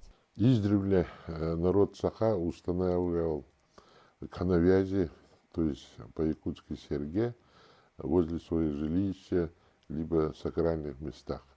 И я, можно сказать, горд, что мне доверили руководство экспедиции в лице Николая Александровича, что сделать Серге для острова Бенетта. Вот я в многих местах устанавливал, но это Серге самая северная в мире. И благодарность компании «Технологии выживания», которая предоставила строительные материалы для постройки спасательного стационара, который может действовать как и научный стационар для системного освоения территории острова Бенетта. Я рожден в Советском Союзе. Я рожден в Советском Союзе. Этот флаг объединял всех и создал это. Символ дружбы народов. А у нас тут команда интернациональная, да, Мирлан? Да. И все как единая дружная семья. Я представитель Татинского района. Отец мой татинский. В 1881 году, когда вот этот остров впервые был открыт Делонгом, в его группе, оказывается, был представитель Татинского района, некий Федоров. Все самое необходимое. Это подвесим в пакете. И даже полевой душ есть. Умывальник. Спички, чай, скотч, туалетная бумага. Остров Бенетта, 26 августа. Булунский улус, Республика Саха-Якутия, Российская Федерация. Сама идея установки на острове спасательного депо и перспективного научного центра является прорывной, потому что, как известно, на этих широтах у Российской Федерации не так много научных стационаров. Мы надеемся, что установка депо на острове Бенетта позволит сделать этот остров той территорией, на которой Российская Федерация в полной мере будет проводить научные исследования. Это большой прорыв, это большое достижение, и в этом, собственно говоря, успех этой экспедиции. Чур не меня. Самоотвод. Министр финансов. Министр строительства. Тит Кириллович. МЧС. Министерство, что случилось? Валера. Министр охраны природы. Он стоит. Это Министерство охраны. Министерство иностранных дел. Да, Министерство иностранных дел. Знает много языков.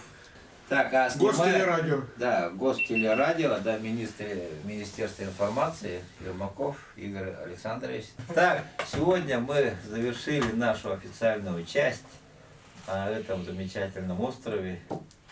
Действительно удивительный остров, как из сказки. Везде солнце, а здесь туман и таинственность. И сейчас наступают уже рабочие моменты, но настроение как-то лучше стало. После того, как Сергей поставили, там обряд провели. И сейчас прогноз погоды такой, что на завтра будет тихо. По здешним меркам это очень редкий случай. Почти что штиль, поэтому нам сегодня надо подготовиться, технику подготовить. За работу, друзья, всем спасибо, вы молодцы вообще, сделали такое уникальное дело, которое, наверное, только в мечтах и думали, как это далеко, как это невозможно. Но, тем не менее, молодцы, ребята, вы это сделали. Спасибо всем. Ура! Ура! Ура! Ура!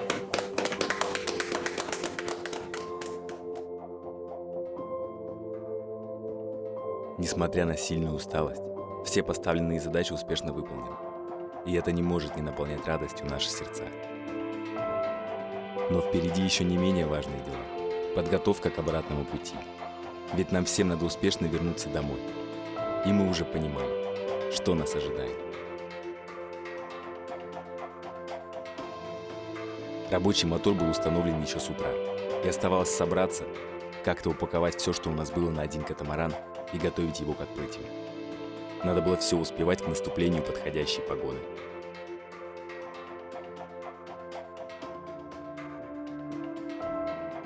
А если позволит время, планировали изучить эхолотным и подводным дроном морское дно в 2 километрах от нашего берега. Ведь есть информация, что в этом месте глубина с годами становится резко меньше, как будто растет подводная гора. Это означает возможное наличие действующего подводного вулкана. Если информация подтвердится, то это может нести большую потенциальную опасность цунами для прибрежных арктических поселений. Ведь на сегодня нет никакой системы сейсмического отслеживания в акватории Новосибирских островов.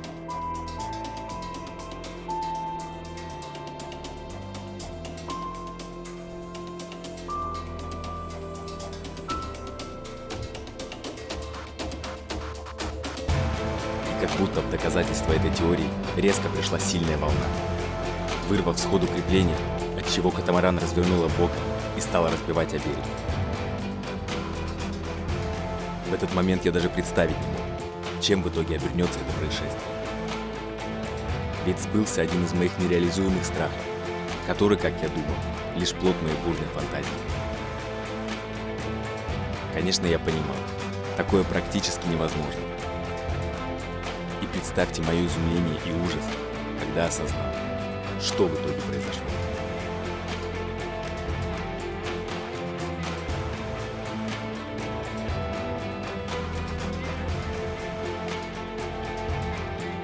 Еще издалека увидел, что судно с ребятами уносит в сторону скал, но не мог понять, почему они обездвижены. Тут сейчас не до съемок. Транец сломался. Видите? На наше счастье, катамаран стал постепенно прибивать к острову. Поймав веревки чалок, притянули его к берегу, а с ним и скребущий по дну транец с мотором, весом 150 килограмм, который в момент падения в воду просто повисли на тросах управления. Небольшая паника. Но мужики спокойны, как будто бы им это каждый день такие штуки делать приходится. Вот сейчас ломик. Хорошо, что Нургун с Серафимом отреагировали молниеносно, успев тут же выключить двигатель и привязать его веревкой.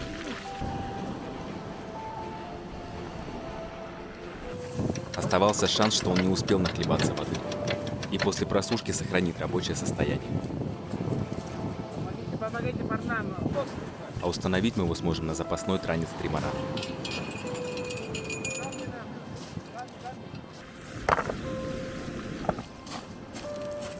И знаете, что самое важное?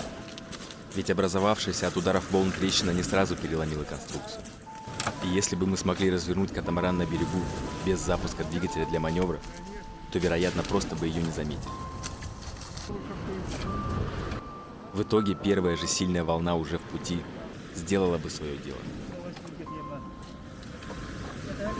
А тогда, в открытой воде, это могло бы привести к гибели всего экипажа.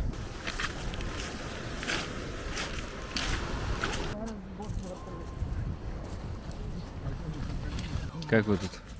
Сушимся. Подсохли? Нет, конечно. Переоделись, развесились. Мечтаем поспать. Куда-то ранец донести, гальки проваливаясь. Да, вчера был очень напряженный день. Повезло, во-первых, что их не утянуло в океан.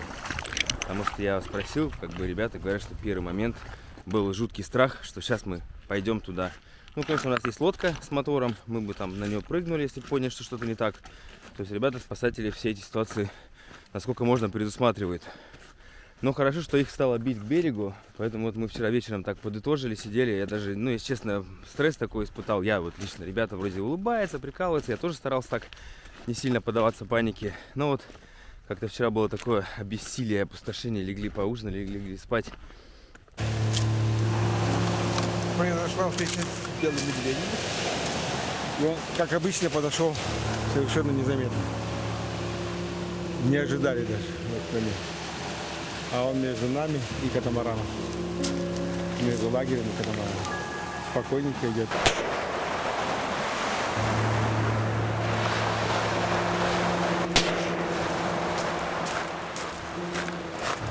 Но спугнули выстрелами. Отбежал, он прилег и лежит, наблюдает за нами. Под пристальным вниманием будем собираться. Вчера как вытащили, промывали карбюраторы, все воду спускали с этих цилиндров.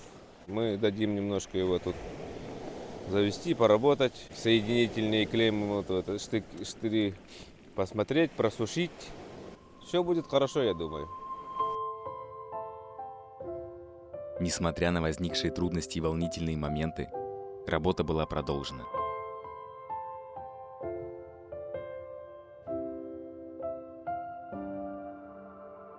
Мишка с любопытством наблюдал за нашей вознёй. Ну а мы делали вид, что не замечаем его присутствия. Хотя и немного спугнули подальше, к кресту, подняв в воздух птичку. Ведь, как мы в итоге выяснили, очень уж ему не нравится ее жужжание над головой. Уже не видно его становится. Вот он рядом там вот сидит, около креста. А туман все ниже и ниже. Вот он опускается. Может подкрасться просто метров за 50. Волнительно, конечно, ничего не скажешь.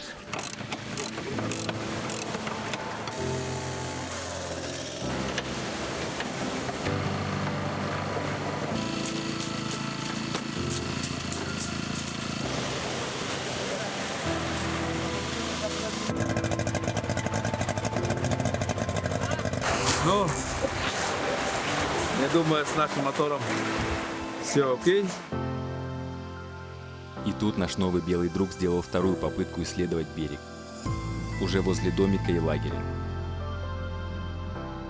Пришлось снова запускать дрон. И Мишка решил, что лучше все же не связываться с этими пришельцами. Ведь он вообще вряд ли понимал, кто мы, откуда. И что это за диковинные существа летают и плавают вокруг нас.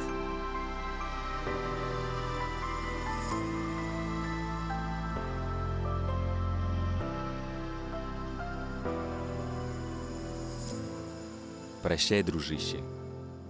Надеемся, ты сможешь приспособиться и выжить в этих суровых условиях, когда твоя привычная среда стремительно меняется, лишая тебя сытой и спокойной жизни.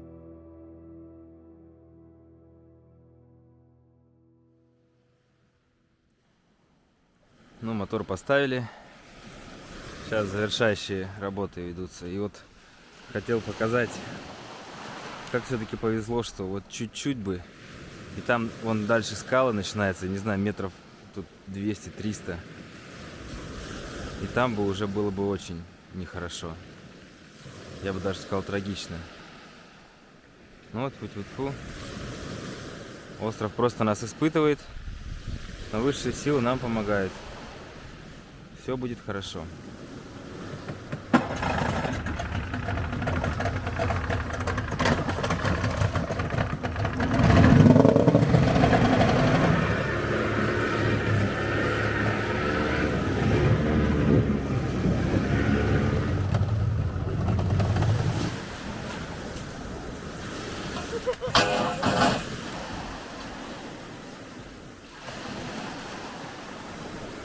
Сейчас рядом с катамараном пойдет. Ну, я понял. Не дай бог мотором что-то там. Был заглох или перестал. Я не могу не покормить огонь. 64 года ждал момента. Дом. Батеру привет. Приветствую. Команда экспедиции Бенетта.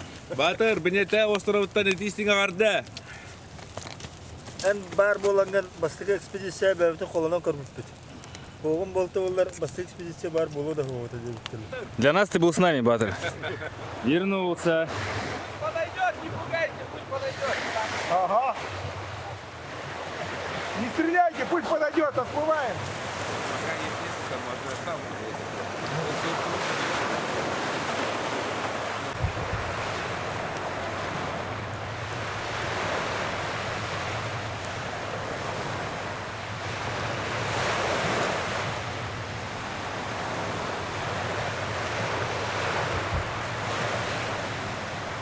Ребята, по лодкам, что-то.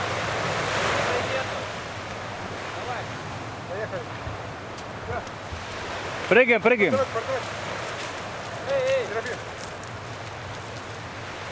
кто там остался? Давайте, толкайте лодку, я крайний.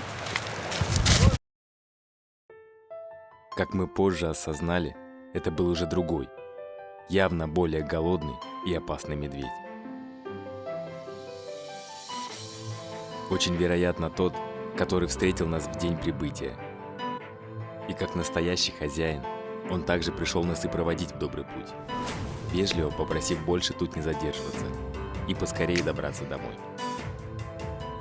Почему они не пришли раньше, позволив выполнить все задачи, для нас так и останется загадкой.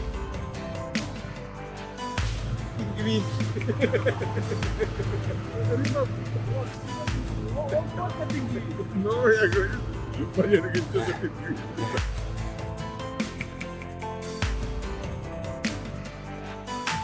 Настало время прощаться с этим удивительным островом, приоткрывшим нам завесу своих тайн и загадок, но оставив еще много над чем задуматься. И напоследок давшим нам возможность по-новому взглянуть на его сказочные скалистые берега.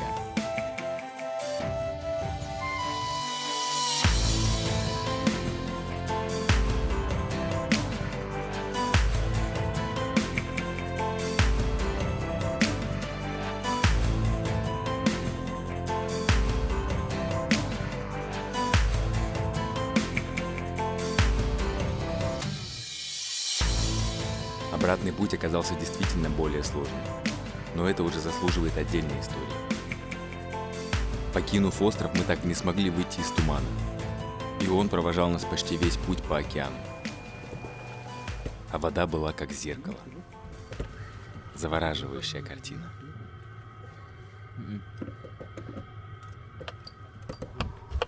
Алло, доброй ночи. Это экспедиция на фотке.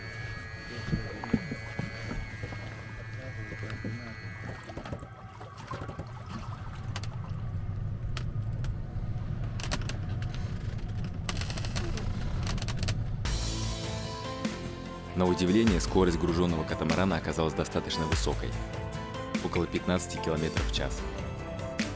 И пока стояла удивительно хорошая погода, мы успели проскочить непрерывным ходом до земли Бунги, где нас и встретил усиливающийся юго-восточный ветер.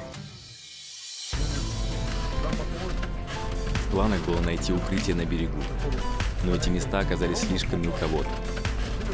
Катамаран просто выкинет на мель и поломает о берег.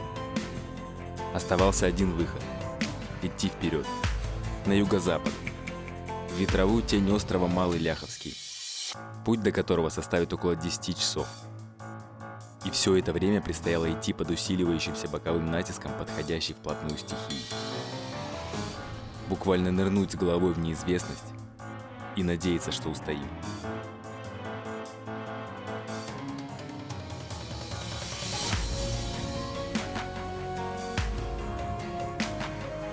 Но на нашу радость катамаран уверенно продирался вперед, перекатываясь по гребням Волги.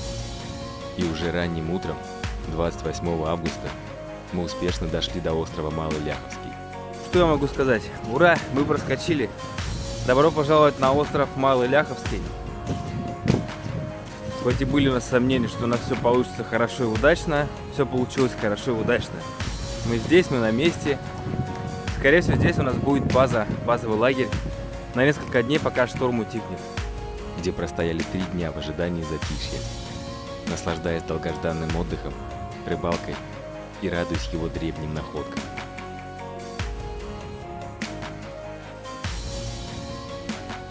Марш-бросками проскочили до Большого Ляховского.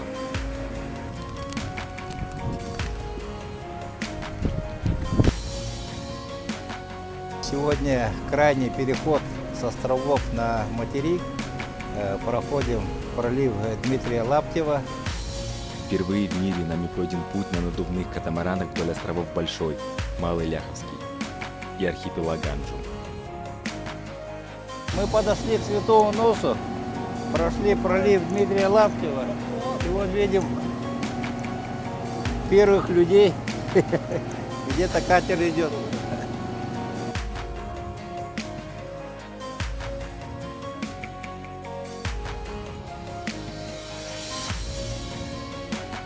Спрятались от шторма в маленькой бухточке, очень богатой на морскую рыбу.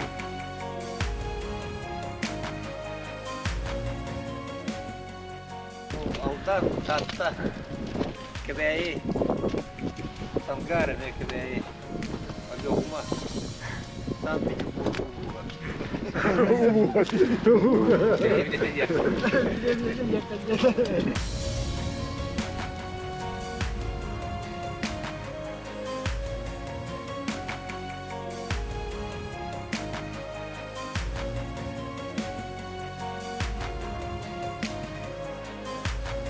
Отсюда нас только 6 сентября взял на буксир сухогруз капитан Марков, пришвартоваться к которому было достаточно непросто, но мы справились, и уже на следующий день добрались обратно до Нижнеянска, где и закончилось наше удивительное приключение, которое каждый из нас запомнит на всю жизнь.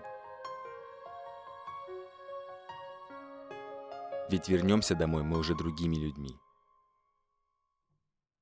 Согласно американской арктической доктрине, бесхозные земли в Арктике являются ничейными. Мы построили на острове Беннета научный стационар для системных научных исследований, подчеркнули безусловную принадлежность острова России, Якутии. И надо сказать, что на всем протяжении маршрута до острова Беннета мы видели огромные косяки рыб на эхолоте. И меня порадовала реакция нашего правительства, которая была оперативной. И глава республики Саха-Якутия Арсений Сергеевич Николаев уже поручил Академии наук, научно-образовательному центру исследовать морской шельф республики, исследовать сейсмическую активность на предмет возможности и необходимости создания сети предупреждения цунами. И правительству дал поручение изыскать возможности приобретения научно-исследовательского судна. На данной карте представлены мои экспедиции в Арктике. И сейчас я с чистой совестью могу поставить отметку на острове Бенетта до следующих экспедиций.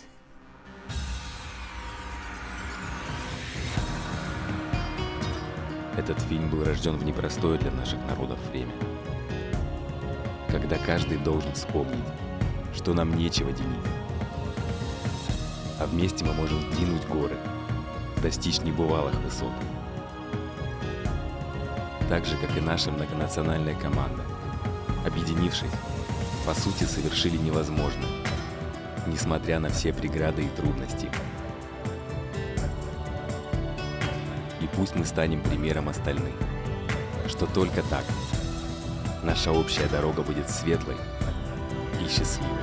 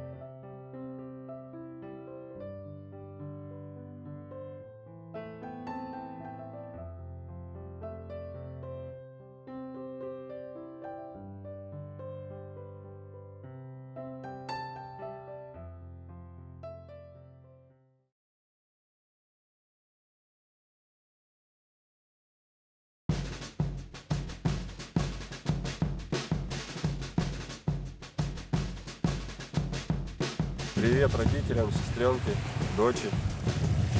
Скучаю. Скоро буду дома, не переживайте. Да, всем привет. Бабушки, дедушки, всем привет. Маме, папе. Очередной хороший знак.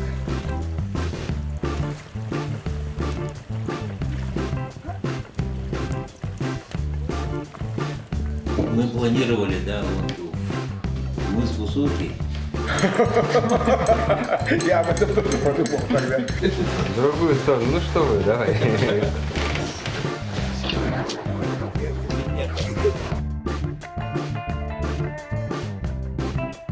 Ура!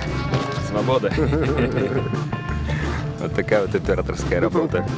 Замуровали. Ну да, темновато было. Но интересно, зато там ветра нет, можно немножко погреться чуть-чуть.